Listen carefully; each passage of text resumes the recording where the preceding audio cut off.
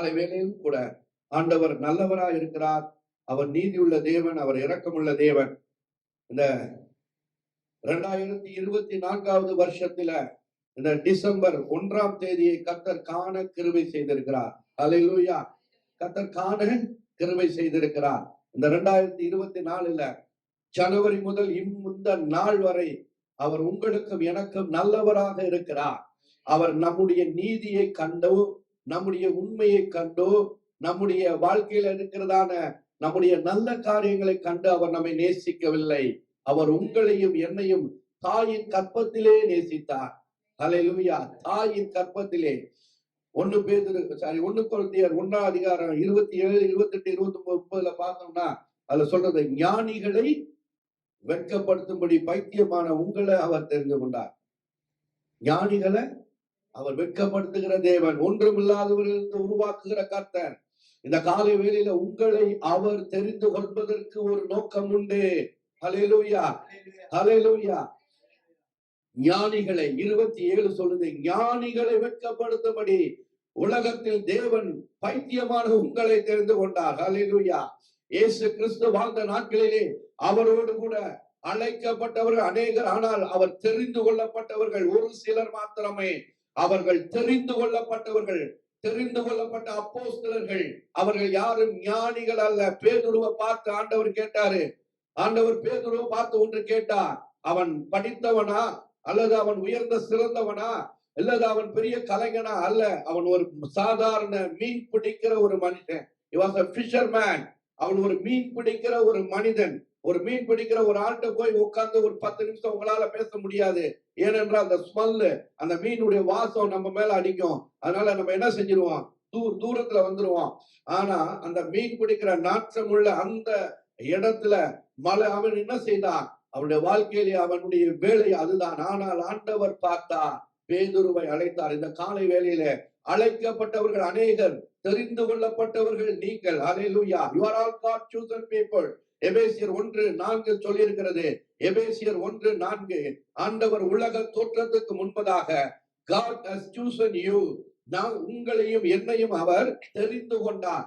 எதற்காக தெரிந்து கொண்டார்? எதற்காக? தேவனுடைய சமூகத்திலே நீங்களும் நானும் அன்பில் பரிசுத்தம் உள்ளவர்களும் குற்றமற்றவர்களுமாக இருப்பதற்காக தெரிந்து கொண்டார். நான் ஒரு இன்சஃபிஷியன்ட், நான் பலவீனன், நான் படித்தவன் அல்ல, நான் ஒன்றுக்கும் தகுதி இல்லாதவனாய் இருக்கலாம். ஆனால் ஆண்டவர் சொல்லுகிறார், பலவீனர்களை பலவானாய் மாற்றுகிறவர் கர்த்தர், ஒன்றுமில்லாதவர்கள் உருவாக்குகிற தேவன். நீங்கள் ஒருவேளை சாதாரணமான ஒரு கார் இருக்கலாம், படித்த எந்த விதமான தகுதி இல்லாமல் இருக்கலாம். ஆனால் கர்த்தர் சொல்லுகிறார், நான் உன் தகுதி, நான் கூட இருப்பேன். அல்லேலூயா. இந்த காலவேளையில எத்தனை பேர் ஆண்டவர் எனக்கு நன்மை செய்தார், என்னுடைய வாழ்க்கையில அவர் நீதியை செய்தார், இம்மட்டும் நான் நிற்பதும் அவருடைய சுத்த கிருபை. பேதுருவை பார்த்து ஆண்டவர் கேட்கிறார். யோவான் 21வது அதிகாரத்துல ஒரு வசனத்தை நாம் எடுத்து பார்ப்போம். யோவான் 21 பக்கம் 160, பக்கம் 160, 15, 16, 17 படிப்போமா? அவர்கள் போஜனம் பண்ணின பின்பு இயேசு சீமோன் பேதுருவை நோக்கி, யோனாவின் குமாரனாகிய சீமோனே, இவர்களிலும் அதிகமாய் நீ என்னிடத்தில் அன்பு கூறுகிறாயா என்றார். இவர்களிடத்திலும் அதிகமாய் நீ என்னிடத்துல அன்பு கூறுகிறாயா? அதற்கு அவன், ஆம் ஆண்டவரே, உம்மை நேசிக்கிறேன் என்பதை நீர் அறிவீர் என்றான். அவர், என் ஆட்டுக்குட்டிகளை மேய்ப்பாயாக என்றார். அடுத்து 2ஆம் தரம் அவர் அவனை நோக்கி, யோனாவின் குமாரனாகிய சீமோனே, நீ என்னிடத்தில் அன்பு கூறுகிறாயா என்றார். அதற்கு அவன், ஆம் ஆண்டவரே, உம்மை நேசிக்கிறேன் என்பதை நீர் அறிவீர் என்றான். அவர், என் ஆடுகளை மேய்ப்பாயாக என்றார். 3ஆம் தரம் அவர் அவனை நோக்கி, யோனாவின் குமாரனாகிய சீமோனே, நீ என்னை நேசிக்கிறாயா என்றார். என்னை நேசிக்கிறாயா என்று அவர் 3ஆம் தரம் தன்னை கேட்டபடியினாலே பேதுரு துக்கப்பட்டு, ஆண்டவரே, நீர் எல்லாவற்றையும் அறிந்திருக்கிறீர், நான் உம்மை நேசிக்கிறேன் என்பதையும் நீர் அறிவீர் என்றான். இயேசு, என் ஆடுகளை மேய்ப்பாயாக என்றார். ஆராய்ந்து அறிந்திருக்கிறீர், சுற்றி சுற்றி சூழ்ந்திருக்கிறீர், நான் அமர்வதும் நான் எழுவதும் நன்றாய் நீர் அறிந்திருக்கிறீர்.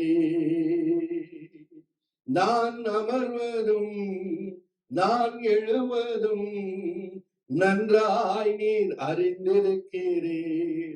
2024 வருஷத்துக்கு முன்ப ஆண்டவர் பேதுருவை பார்த்து கேட்டாரு, நீ என்னை நேசிக்கிறாயா? He knows everything. God தெரியாதது ஒண்ணுமில்ல. ஜீசஸ் அவருக்கு எல்லாமே தெரியும். ஆனாலும் பேதுருவை பார்த்து கேட்டார். அவன் மனதுருக்கம் உள்ளவனாய் என்ன பண்ணானா? with a contrite heart. ஆண்டவர் சொல்றாரு, பலியை அல்ல இரக்கத்தை விரும்புகிற தேவன். நொறுங்குண்ட பலியைத்தான் கர்த்தர் விரும்புகிறார். அல்லேலூயா. ஆண்டவருடைய சமூகத்துல 2 பேர் போய் நின்னாங்க. 2 பேர் நின்ன பொறுத்த நான் உபவாசம் இருந்தேன், நான் ஜெபிச்சேன், நான் நல்லா இருந்தேன், நான் தசமமா கொடுத்தேன், எல்லாத்துலயும் நான் ஒண்ணா பண்ணேன் அப்படின்னாரு. ஆண்டவர் ரிஜெக்ட் பண்ணிட்டாரு.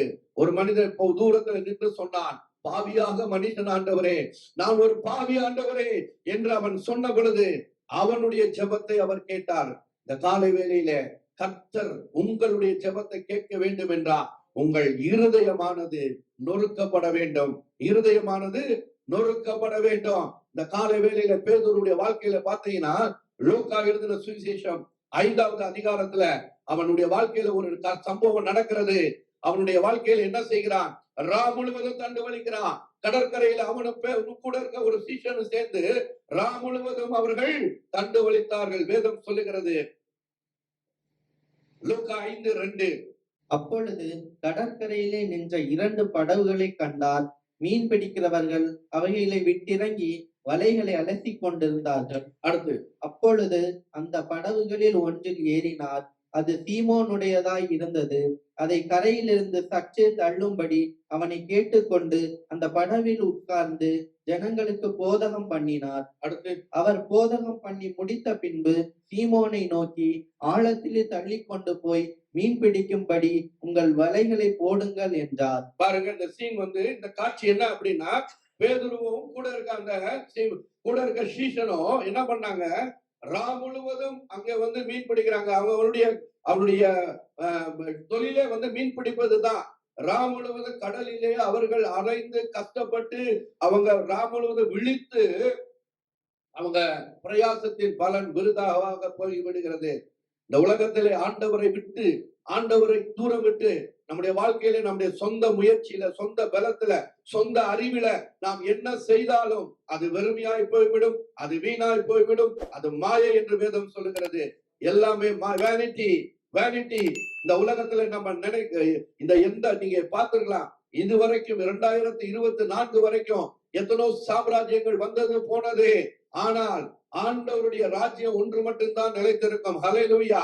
எல்லா சாம்ராஜ்யத்தை அழித்து கொடுக்கிறவர் ஆண்டவர் தான். இந்த காலை வேளையில அவன் ரா முழுவதும் தண்டு வலித்தான். He was traveling, trailing. இரவு முழுவதும் தண்டு வலித்தான். நம்முடைய வாழ்க்கையில சொந்த முயற்சியில எத்தனையோ காரியங்களை நாம் செய்து நாம் பயனற்றவர்களாக காணப்பட்டோம் பிரியமானவர்களே. ஆனால் கர்த்தரோ இரக்கமுள்ள தேவன். நம்மை அவர் தெரிந்து கொண்டு அவர் நமக்கு இந்த கிடையேறப்பட்ட வாழ்க்கையை கொடுத்திருக்கிறார். ஹல்லேலூயா. இந்த ரட்சிப்பு எவ்வளவு பெருசு தெரியுங்களா? இந்த ரட்சிப்பு என்பது, நீங்க ஆண்டவருடைய ரட்சிப்பை வேதம் சொல்லுகிறது, மனிதன் உலகம் முழுவதையும் ஆதாயப்படுத்தினாலும் தன் ஆத்மாவை நஷ்டப்படுத்தினால் லாபம் இல்ல. இந்த உலகத்தில் இருக்க பில்லியர்ஸ், மில்லியனர்ஸ், பெரிய பெரிய ஹாலிவுட் நடிகர்ஸ் எல்லாமே இந்த உலகத்தை விட்டு கடந்து போகும் பொழுது they will go to the hell. அக்கினிக்கு தள்ளப்படுவாங்க. ஆனால் அக்கினிக்கு தள்ளப்பட வேண்டிய உங்களையும் என்னையும் அவர் அன்பு கூர்ந்து அவர் என்ன சொன்னாரா? அவர் தன்னுடைய ஒரே பேரான குமாரனை விசுவாசிக்கிறவன் எவனோ அவன் கெட்டு போகாமல் நித்திய ஜீவனை அடையும்படிக்கு இவ்வளவாய் அன்பு கூர்ந்தார். எவ்வளவுங்க? அந்த அன்புக்கு அளவா இருக்கா? ஆழம் இருக்கா? அகலம் இருக்கா? நீளம் இருக்கா? இல்லை. ஆனால் வேதம் சொல்லுகிறது, இந்த உலகத்தில் இருக்கிற மனிதனுடைய அன்பு எல்லாமே ஒரு எல்லைக்குட்பட்டது. அதாவது giving and getting. நீ கொடுத்தேன்னா அந்த அன்பு உனக்கு கிடைக்கும். தாய் தன் பிள்ளைகளுக்கு அன்பு செலுத்துறது இது ஒரு நார்மல் தான். ஆனா இன்றைக்கு உள்ள உலகத்துல பெற்ற தாய் தன் குழந்தைய என்ன செய்யறாங்க? கொலை பண்றாங்க. பெற்ற பிள்ளை தன் தாய்க்கு கொலை என்ன செய்து? பாவம், அக்கிரமம், அநீதி நிறைந்த இந்த உலகத்தில் நாம் வாழ்ந்து கொண்டிருக்கிறோம். கடைசி நாட்களிலே கொடிய நாட்கள் வரும். பாவங்கள் பெருகும், கணத்துக்கு விரோதமா ஜனங்கள் எழும்பும், தாய் தகப்பன் விரோதமா அன்பு தணிந்து போகும், அக்கிரமம் மிகுதியாவதினால் அன்பு தணிந்து போகும். 2 தீமோத்தேயு 3:1 படிங்க. மேலும் கடைசி நாட்களில் கொடிய காலங்கள் வரும் என்று அறிவாயாக. எப்படியெனில் மனுஷர்கள் தற்பிரியராயும் பணப்பிரியராயும் வீம்புக்காரராயும் அகந்தையுள்ளவர்களாயும் தூஷிக்கிறவர்களாயும் தாய் தகப்பன்மாருக்கு கீழ்ப்படியாதவர்களாயும் நன்றி அறியாதவர்களாயும் பரிசுத்தம் இல்லாதவர்களாயும் சுபாவ அன்பில்லாதவர்களாயும் இணங்காதவர்களாயும் அவதூறு செய்கிறவர்களாயும் இச்சையடக்கம் இல்லாதவர்களாயும் கொடுமையுள்ளவர்களாயும் நல்லோரை பகைக்கிறவர்களாயும் துரோகிகளாயும் துணிகரம் உள்ளவர்களாயும் இருமாப்புள்ளவர்களாயும் தேவ பிரியராயிராமல் சுகபோக பிரியராயும் தேவ பக்தியின் வேஷத்தை தரித்து அதன் பலனை மறுதளிக்கிறவர்களாயும் இருப்பார்கள். இப்படிப்பட்டவர்களை நீ விட்டு விலகு. அதாவது அவங்களை விட்டு ஓடி போயிருன்றாரு. லோத்தை பார்த்து ஆண்டவர் சொன்னாரு, பின்னிட்டு பார்க்காதே. அவன் எவ்வளவோ சொல்லி பார்த்தான் லோத்தின் மனைவியை பார்த்து, ஆனாலும் அவனுடைய இருதயமானதோ இந்த உலகத்தில் காணப்பட்டது. when your heart is bounded in this world, நீங்க ஆண்டவருடைய அன்புல நீங்க வர முடியாது. சர்ச்சுக்கு வர்றதுக்கு கஷ்டமா இருக்கும், பைபிள் படிக்க கஷ்டமா இருக்கும், ஜெபிக்க கஷ்டமா இருக்கும், வேதத்தை தியானிப்பதற்கு கஷ்டமா இருக்கும். ஏன்? இந்த உலகத்தின் பாவம், ஆசாபாசங்கள், உலகத்தில் காணப்படுகிற அத்தனையும் உங்களை கண்களில் குருடாக்கிறோம். வஞ்சிக்கிற உலகம், வேஷமான உலகம், மோசம் போகிற உலகம்.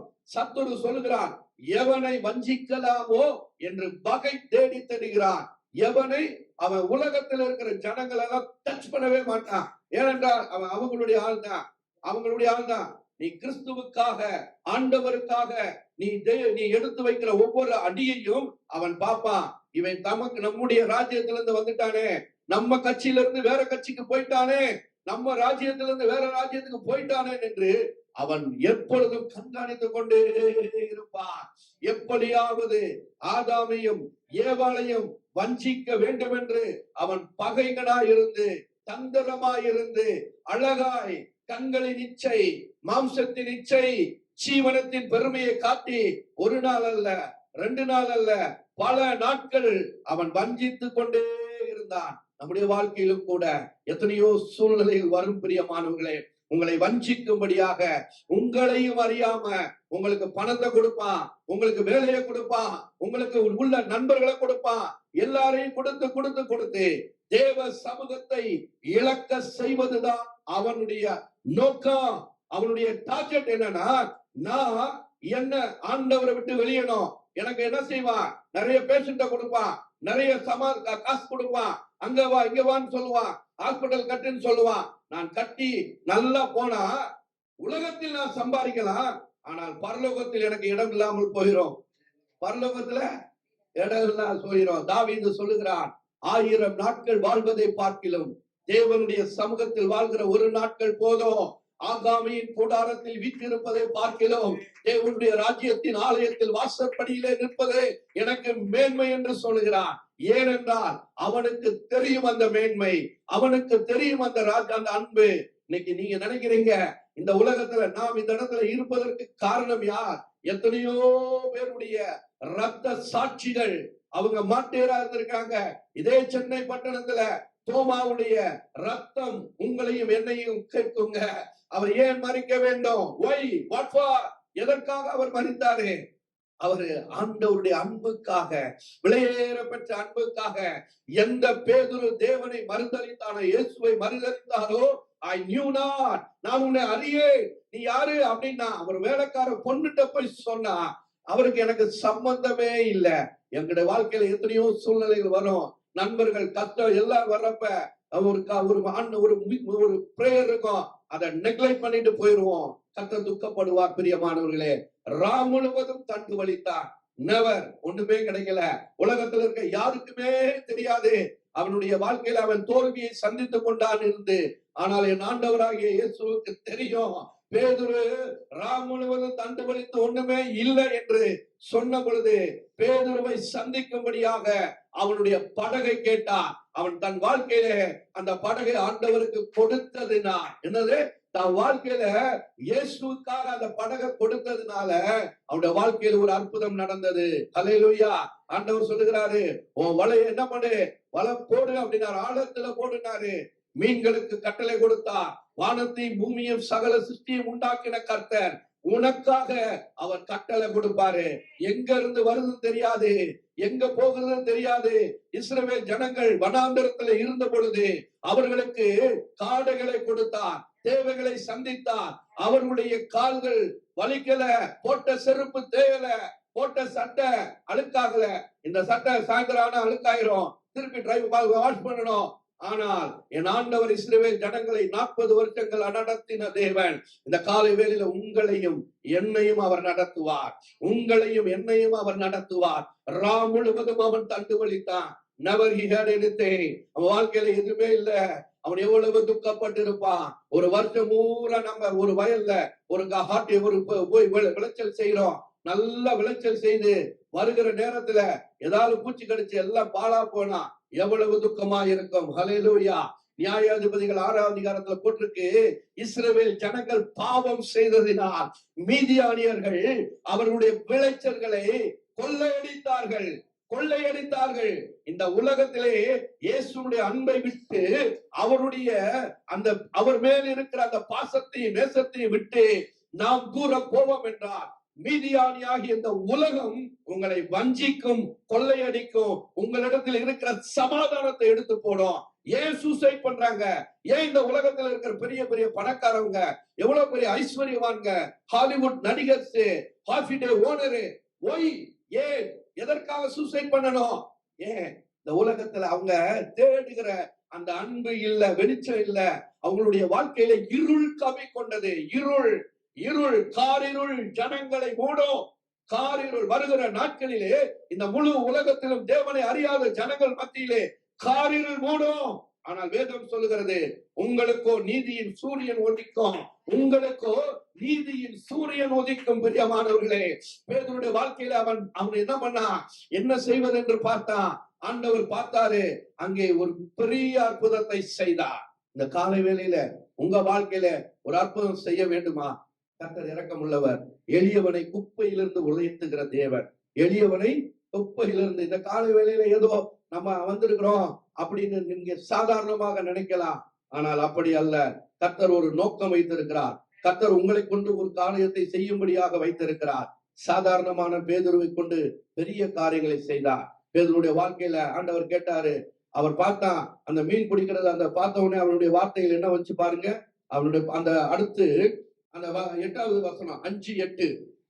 அப்பொழுது சீமோன் பேதுரு அதை கண்டு இயேசுவின் பாதத்தை விழுந்து, ஆண்டவரே, நான் பாவியான மனுஷன், நீர் என்னை விட்டு போக வேண்டும் என்றான். எதுக்குங்க? 6வது வசனம் படிங்க. அந்தபடியே அவர்கள் செய்து தங்கள் வலை கிழிந்து போகத்தக்கதாக மிகுதியான மீன்களை பிடித்தார்கள். ராம் முழுவதும் தண்டு வலித்து மீன் கிடைக்கல. ஆனா இப்ப என்ன நடந்திருக்கு? வலை கிழிந்து போகத்தக்க லார்ட் ஃபுல் ஜாய். இந்த உலகம் கிடைக்காத, இந்த உலகத்தில் கொடுக்காத ஒரு சந்தோஷத்தை, ரட்சிப்பின் சந்தோஷம், அபிஷேகத்தினால் கிடைக்கிற ஒரு பயங்கரமான நிறைவை கர்த்தர் உங்களுக்கு ஈவாக, இலவசமாக அவர் கொடுத்திருக்கிறார். ஹல்லேலூயா, ஹல்லேலூயா. எத்தனை பாக்கியம் பிரியமானவர்களே, எத்தனை ஸ்லாக்கியம்.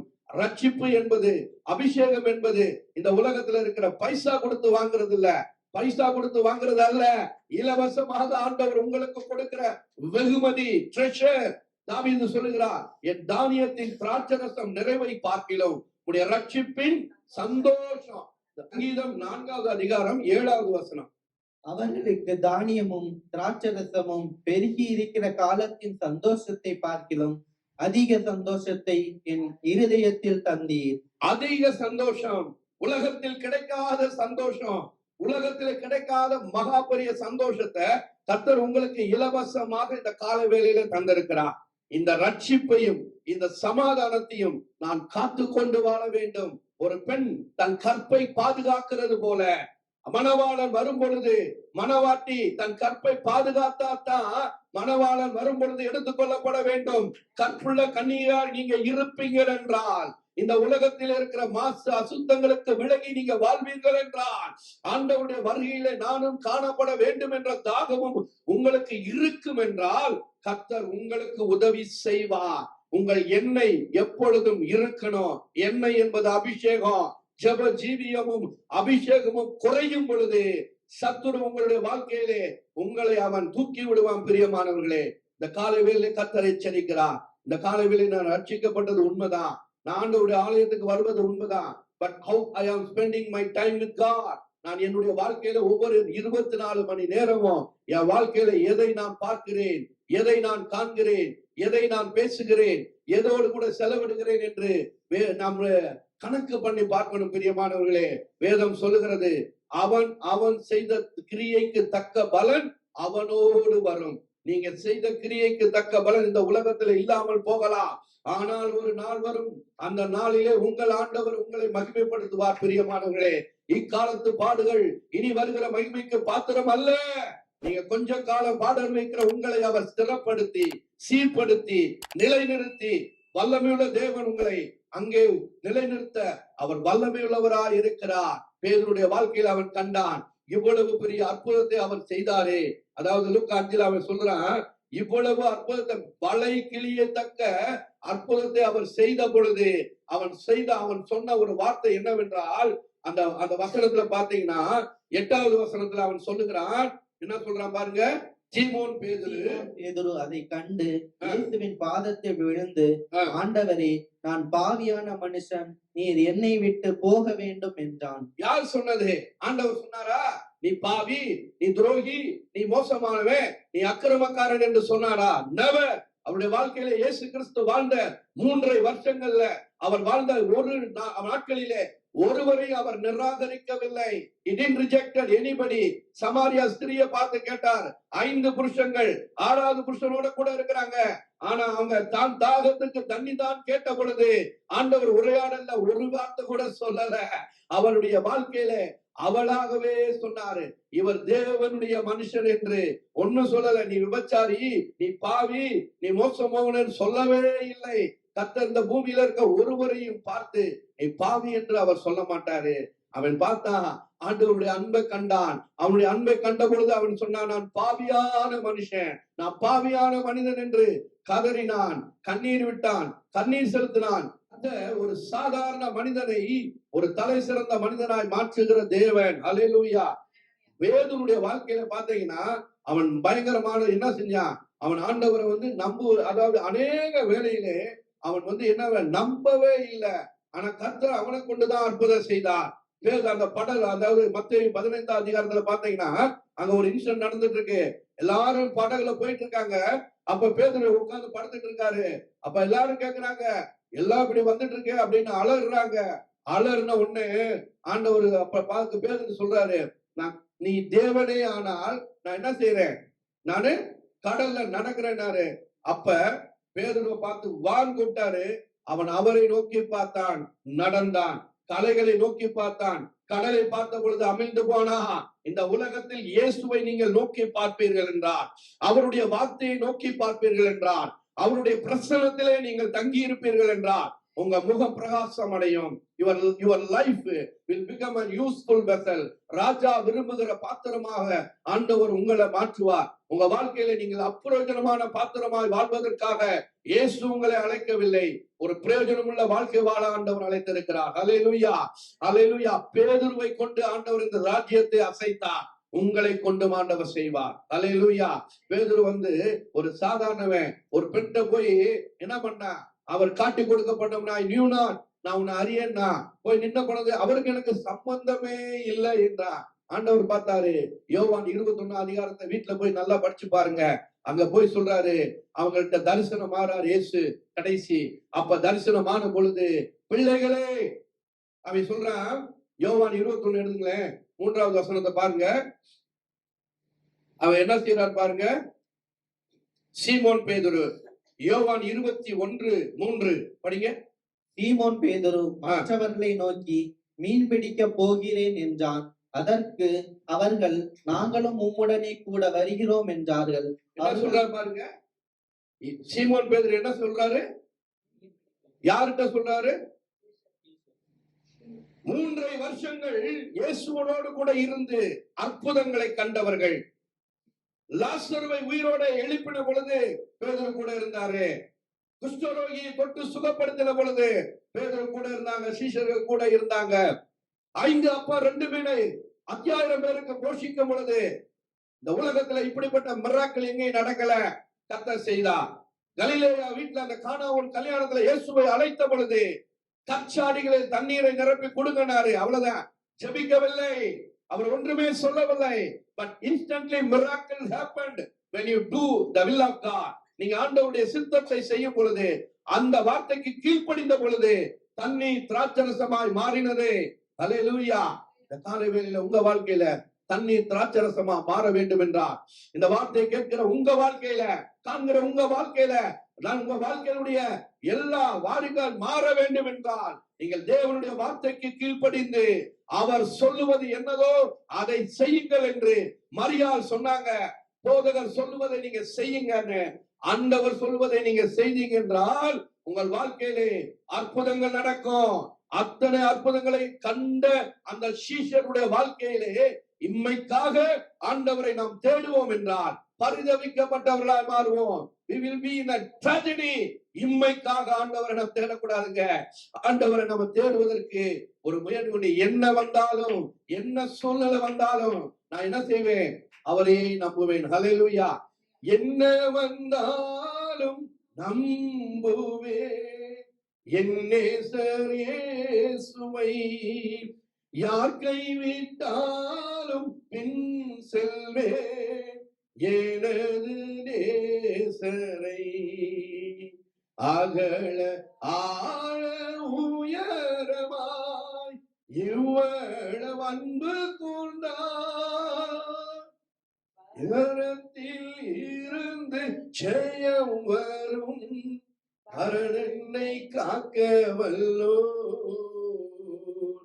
காக்கும் கள்ள மீட்ப உண்டனக்கு, உண்டனக்கு, உண்டனக்கு.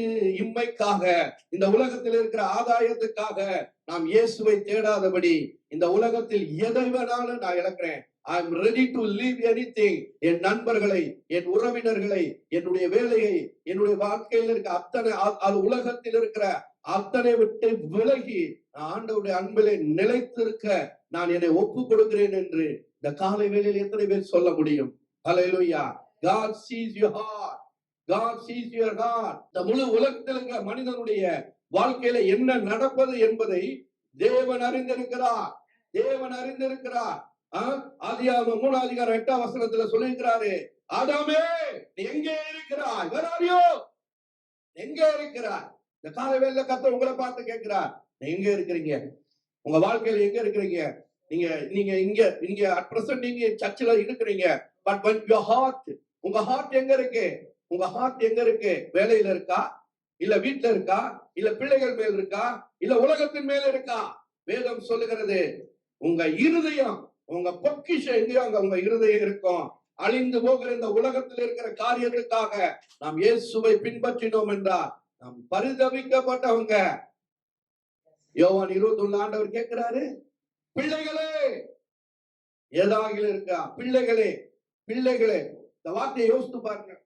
3 வருஷம் பேதுரு கூடயே இருந்து, மார்புல இருந்து அவன் அப்படியே அணைத்து கொண்டு அவர் அந்த மலையில போனப்ப அந்த மறுரூபமாகிறதை கண்ட பேதுரு, ஆண்டவர் அந்த எலியாக அந்த ஆண்டவர் அங்க வாங்க பார்த்தா, எல்லாவற்றையும் பார்த்த பொழுது இப்படி இருந்த பேதுருவா இப்படி மாறணும்?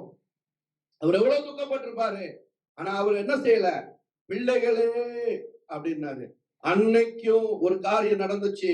இயேசுவை அறிவாதற்கு முன்பதாக அவன் தன் முழுவதும் தண்டு விழித்த பொழுது கூட அங்க மீன் கிடைக்கல. இப்ப அவரோடு 3 வருஷம் இருந்து அவரை விட்டு விலகி பின்மாற்றமாய் போய் அப்பவையும் அவனுக்கு என்ன கிடைக்கல? அவனுடைய வாழ்க்கையில எம்டி. he was empty. எம்டியா போயிட்டான். ரட்சிக்கப்பட்டு அபிஷேகம் பெற்று தேவனுடைய சமூகத்துக்கு வந்து எம்டி ஆக முடியும். ஏன் அவரை விட்டு போனார்? ஆண்டவர் பார்த்தாரு, வலப்பக்கம் போடுங்க பாடினாரு, கடலுக்கு கட்டளை கொடுத்தார். அண்ட சராசரங்களை உருவாக்கின தேவன் கடலுடைய மீன்கள்ல பார்த்து சொன்னாரு, 153 மீனுக்கு மட்டும் கட்டளை கொடுக்கிறாரு. 153 மீனுக்கு மட்டும் நீ மட்டும் அந்த வலைக்குள்ள போ அப்படின்னாரு. ஆண்டவருடைய மகிமையுள்ள அற்புதமான கரத்தை யோசித்து பாருங்க. 153 மீனுக்கு தவிர மற்ற மீன் எல்லாம் இருந்திருக்குமே, போய் அந்த மீனுக்கு அப்ப அவங்க அந்த பேதுருவை பார்த்து ஆண்டவரை தொடுறதுக்காகத்தான் அந்த காரியத்தை செய்தார். அப்ப அவர் பார்த்தான் சம்திங். அப்ப பார்த்தப்ப அவன் ட்ரெஸ்ஸே போடாம கிடந்தான். அப்ப அவன் என்ன பண்ணான்? ஐயோ, இவர் யாரு என்று அவன் வாழ்க்கையில அப்படியே குதித்து, வேதம் சொல்லுகிறது, அவன் என்ன பண்ணிட்டான்? அந்த சீனை பார்த்த உடனே அவன் என்ன பண்றான் பாருங்க. 7வது வசனம் 7.